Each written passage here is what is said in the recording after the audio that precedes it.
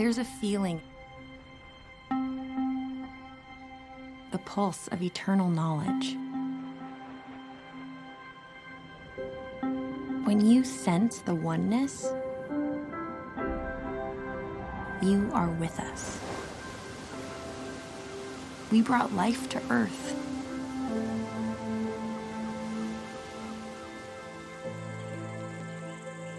You can't see us, but we flourish all around you, everywhere, in everything,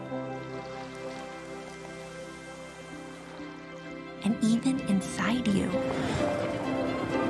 whether you believe in us or not. From your first breath to your last, in darkness and in the light, we are the oldest and youngest. We are the largest and smallest. We are the wisdom of 1 billion years. We are creation. We are resurrection, condemnation, and regeneration. We are mushrooms.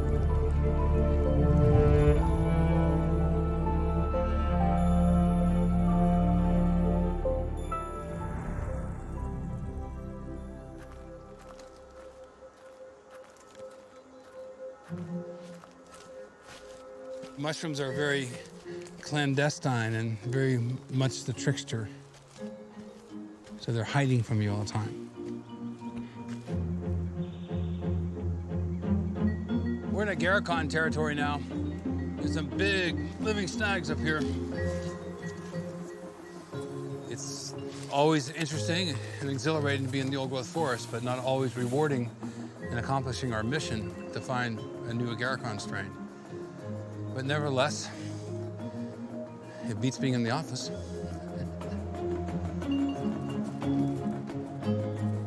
Fungi are the grand molecular decomposers of nature. Now, what does that mean? Well, they break down wood. And here I'm laying in the forest. I haven't peaked yet, but here's a piece of wood laying down on the ground. If I was laying down on the ground and I died, fungi would leap up to recycle me. Well, that's the way of nature.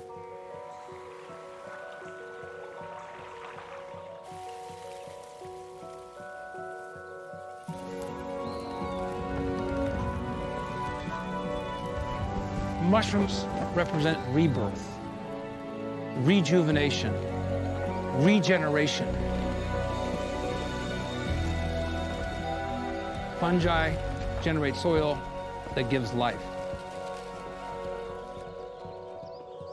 The task that we face today is to understand the language of nature.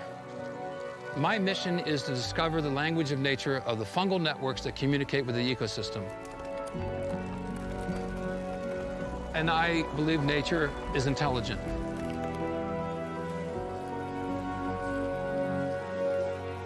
The fact that we lack the language skills to communicate with nature does not impugn the concept that nature is intelligent. It speaks to our inadequacy for communication.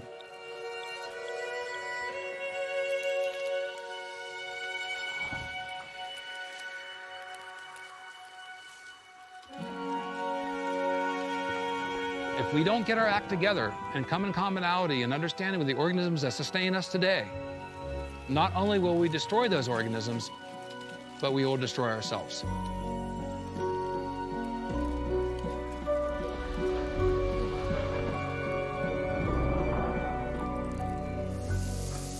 Mushroom is not like a vegetable, and it's not like an animal, but it's somewhere in between. The fungus is its own kingdom altogether.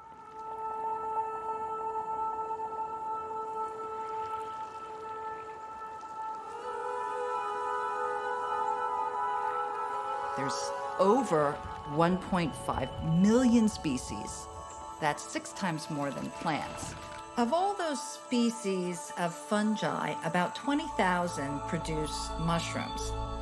And mushrooms come in an incredible diversity of shapes and sizes and colors and lifestyles. There are even bioluminescent mushrooms.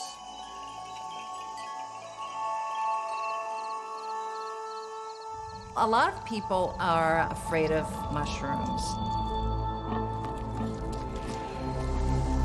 People associate mushrooms and fungi, mold, with death and decay, which makes sense. There's a lot of fear because of fungi's role in the cycle of life. They decompose dead and dying organisms and move all those nutrients back into the cycle. They kind of are at the very end of stuff, but they're also at the beginning. Once you start working with mushrooms, you get drawn in. A really important difference between plants and fungi is that plants have evolved to catch your eye. When a tomato gets red, it is saying, hey, I'm ready, come get me. The mushrooms don't give a shit. They're doing their own thing. And a lot of them are hiding. Every time you pick up a mushroom, you are faced with the omnivore's dilemma. Do I know enough to eat this? Should I eat this? Will this kill me? And that's one of the reasons why people are freaked out about mushrooms, because, yeah, there are ones that can kill you. There are some that'll take out your liver or your kidneys. But to be honest with you, there's berries in the woods that can kill you too. So it's really a matter of knowing your mushrooms. There's a huge subculture of mycophiles, of people who are fascinated with mushrooms. They hunt mushrooms together and they eat mushrooms together, and they're sort of bloated pleasure seekers with a scientific bent. Really my kind of crowd. This is a tricholoma. Grifola frondosa. This is Cortinarius lordogriseus. Agaricus bisporus. That's a cladonia lichen. So I started attending these festivals and forays and learning more and more. It changed the way I saw everything. Mushrooms actually were the window by which I came to understand nature in a deeper way. If we didn't have fungi, we would get this buildup of plant matter that would choke the earth. I mean, they really are the key. They break down plant life and make it usable for new plant life and for animal life. They are the digestive tracts of the forest. One of the lifestyles of fungi is the decomposers, called saprobes, or rotters, if you want. The yeasts and molds used in making beer and wine and cheese are all saprobes. That's actually a penicillin mold in Gorgonzola and Roquefort. Bourbon is fungi-fermented corn. But this ability to break things down is a talent, if you will, that can be harnessed to help us deal with some of our problems like pollution. These rotters, they can break down anything that's natural. That's what they've evolved to do. Anything that's hydrocarbon-based. So that includes stuff like oil spills, pollutant problems. That's kind of the truth of it. I was a part of this experiment. There were 4 piles saturated with diesel and other petroleum waste. One was a control pile. One pile was treated with enzymes. One pile treated with bacteria. And our pile we inoculated with mushroom spores. The fungi absorbs the oil. So the fungi is producing enzymes, peroxidases, that break carbon-hydrogen bonds. These are the same bonds that hold hydrocarbons together. So the fungi become saturated with the oil. And then when we returned 6 weeks later, all the tarps were removed, all the other piles were dead, dark, and stinky. We came back to our pile, it was covered with hundreds of pounds of oyster mushrooms. Some of these mushrooms were very happy mushrooms. They were very large. They're showing how much nutrition that they could have obtained. But something else happened, which was an epiphany in my life. They sporulated. The spores attract insects. Birds then came, bringing in seeds, and our pile became an oasis of life.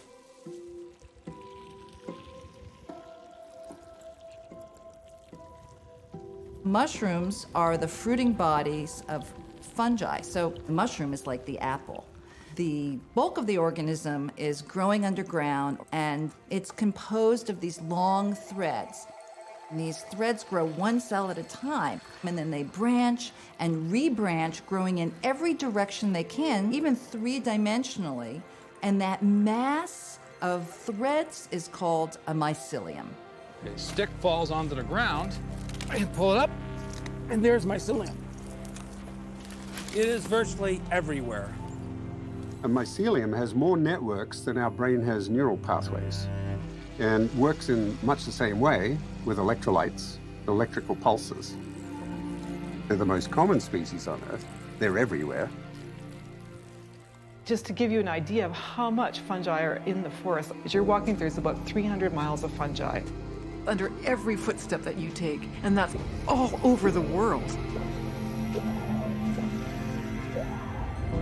And they form these massive links. It's like a big web, just growing through the forest.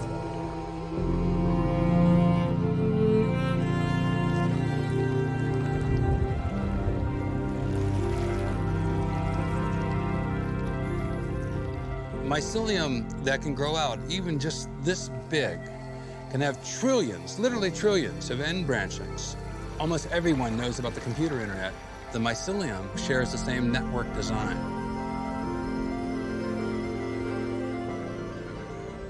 Trees are communicating using the mycelium as pathways. They're connecting one tree to another. They're using the mycelium too to feed one another. In other words, one tree can swap nutrients with another tree using mycelium as the passageway.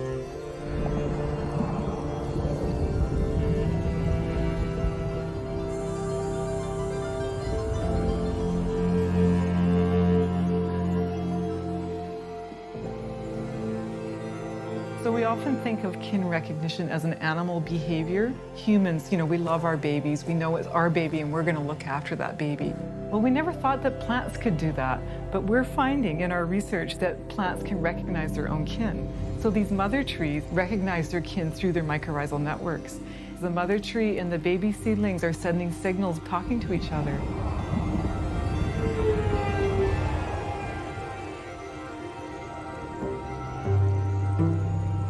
When they're connected together and carbon is moving between plants, the trees are supporting the weaker ones. If she knows that there's pests around and that she's under danger, she will increase her competitive environment towards her own babies so that they regenerate further away. It's a magical thing. And this could not happen without the fungi.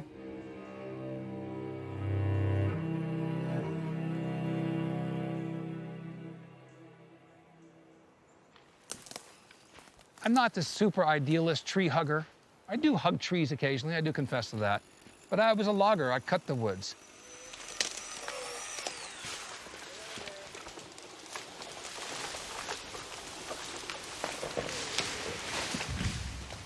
Damn, we got a 2-for-1 on that one. Cutting down these trees and we're gonna let them rot. But we're letting them rot with a purpose. We're letting them rot with shiitake mushrooms, which are delicious and medicinal. Yes! September '74, Paul was working as a logger in Darrington. I went up to visit him one weekend and we were out walking in the woods and I started showing him all these mushrooms. He said, what are they? I started looking at the mushrooms for the first time. We came around the corner and there's this purple mushroom, but I'd never seen one like that before. It was just like this huge epiphany, like woo, woo, woo, woo, and that's where it began. He just never stopped. These are old red velvet polypores, elegant Glypris. It's got a furry stem. This is a delicious shrimp russula mushroom, edible and choice, and it grows here in the old growth forest. It's rare in science you have such powerful amateurs. The meaning of the word amateur is a lover, and he loves his mushrooms. And he's proven that amateurs can do really credible, important research. And that used to be the case. The 19th century, obviously, was full of great amateur naturalists, Darwin being one of them.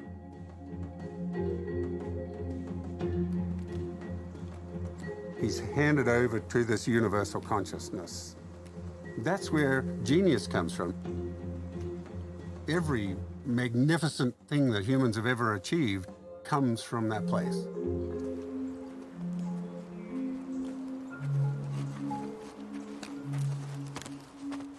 I grew up in a small town called Columbiana, Ohio.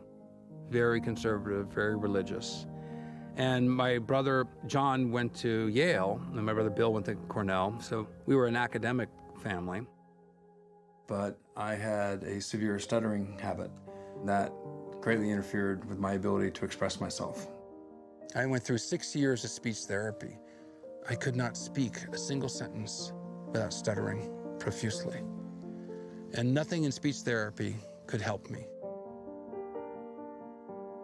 I couldn't look at people in the eyes, so all my life, I stared at the ground. Anybody came up to me, I'd stare at the ground. I found fossils and mushrooms.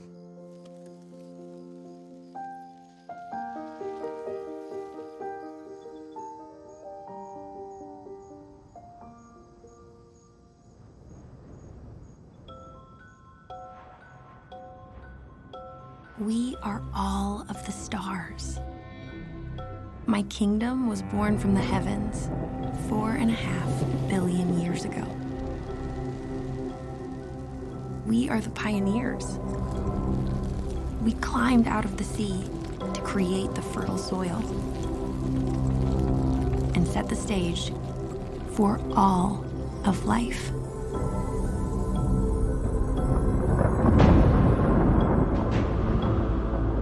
In South Africa, in the sediments of lava, they have found fungus-like organisms, mycelium fossils in the lava. 2.4 billion years old. This is the oldest record of a multicellular organism on Earth. This year, another fossil was found in the sediments of Brazil. It's 113 million years old, and it's a perfectly shaped mushroom. We divided from fungi about 650 million years ago. One branch led to fungi, the other branch led to animals. We chose the path of encirculating our nutrients in a cellular sac, a stomach. The mycelium remained underground, externally digesting its nutrients. Biodiversity surged.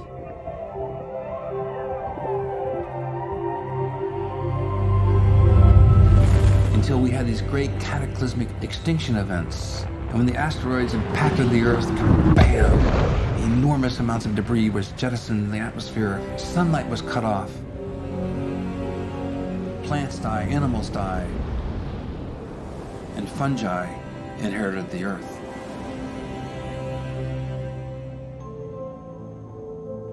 From these extinction events, there's one lesson. Those organisms that paired with fungi survived. We are more closely related to fungi than we are to any other kingdom. What this means is that we are descendants of mycelium. Mycelium is the mother of us all.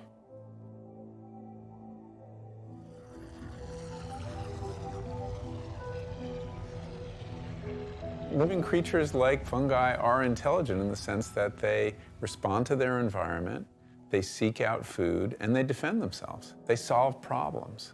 And that's intelligence.